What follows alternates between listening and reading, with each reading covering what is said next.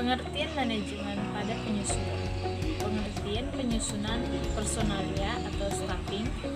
Penyusunan personalia merupakan salah satu fungsi dari manajemen, yaitu berupa penyusunan personalia pada suatu organisasi sejak dari merekrut tenaga kerja, pengembangannya sampai dengan usaha agar setiap tenaga kerja memberikan daya guna yang maksimal bagi organisasi. Secara umum, penyusunan personalia diartikan sebagai suatu proses pengelolaan struktur organisasi melalui tahap seleksi, penilaian, dan pengembangan sumber daya manusia yang tepat dan efektif untuk mengisi jabatan dalam organisasi. Pengertian penyusunan menurut para ahli.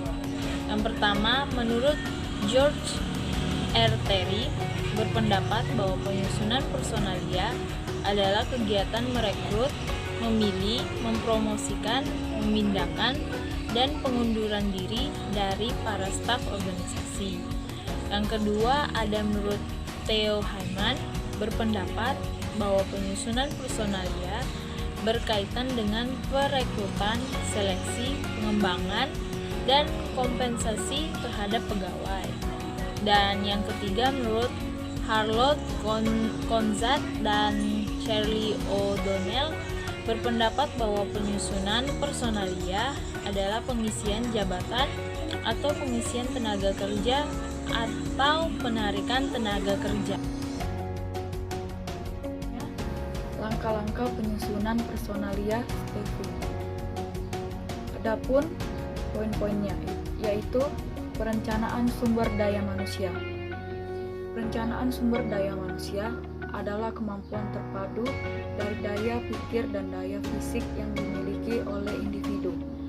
Apabila perencanaan sumber daya manusia dilakukan dengan baik, maka akan diperoleh keuntungan, yaitu manajemen puncak memiliki pandangan lebih baik terhadap dimensi sumber daya manusia atau terhadap keputusan-keputusan bisnisnya. Terdapat 3 kepentingan dalam perencanaan sumber daya manusia, yaitu kepentingan individu, kepentingan organisasi, dan kepentingan nasional. Selanjutnya, penarikan karyawan. Penarikan karyawan adalah proses pencarian dan pengikatan para calon karyawan atau pelamar calon karyawan yang mampu untuk melamar sebagai karyawan. Adapun hambatan dalam penarikan karyawan adalah sebagai berikut. Pertama, hambatan kebijakan status, promosi, dan kompensasi. Kedua, rencana sumber daya manusia dan kondisi dasar tenaga kerja. Selanjutnya, persyaratan jabatan dan kerja. Kondisi lingkungan yang tidak memungkinkan. Dan yang terakhir, kondisi lingkungan eksternal akibat pengangguran tinggi, lemahnya perekonomian, dan langkanya tenaga kerja terampil.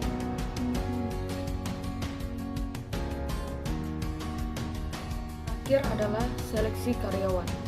Seleksi karyawan adalah proses untuk menentukan calon karyawan yang akan menduduki jabatan kosong yang diperebutkan.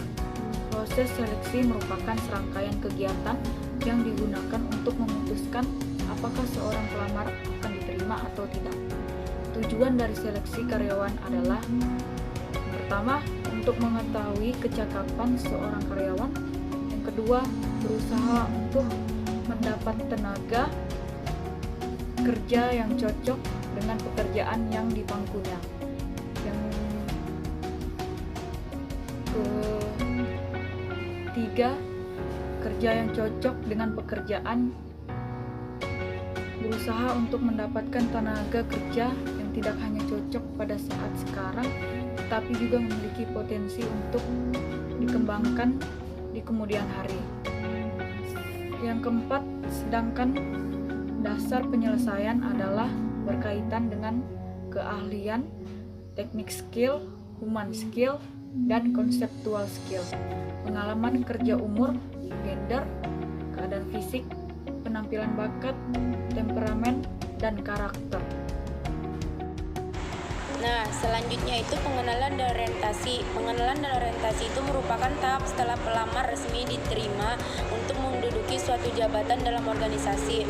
Karyawan baru akan dikenalkan dengan tentang organisasi tempat ia bekerja, struktur organisasi, visi dan misi organisasi, serta tugas dan kewajiban yang akan dilaksanakan serta hak yang akan diperolehnya. Ada juga pelatihan pengembangan karyawan. Tujuannya diadakannya pelatihan karyawan adalah untuk memperbaiki aktivitas kerja karyawan serta mencapai hasil-hasil kerja yang telah ditetapkan. Sedangkan pengembangan karyawan mempunyai ruang lingkup yang lebih luas, yaitu meningkatkan kemampuan, sikap dan sifat kepribadian karyawan serta penyesuaian diri terhadap kemajuan teknologi. Nah, yang terakhir itu penyusunan personalia, staffing, dan perorganisasi atau organizing. Sangat erat hubungannya. Perorganisasian berupa penyusunan wadah legal untuk menampung berbagai kegiatan yang harus dilaksanakan pada suatu organisasi. Nah, sedangkan penyusunan personalia berhubungan erat dengan penerapan orang-orang yang akan memangku masing-masing jabatan yang ada dalam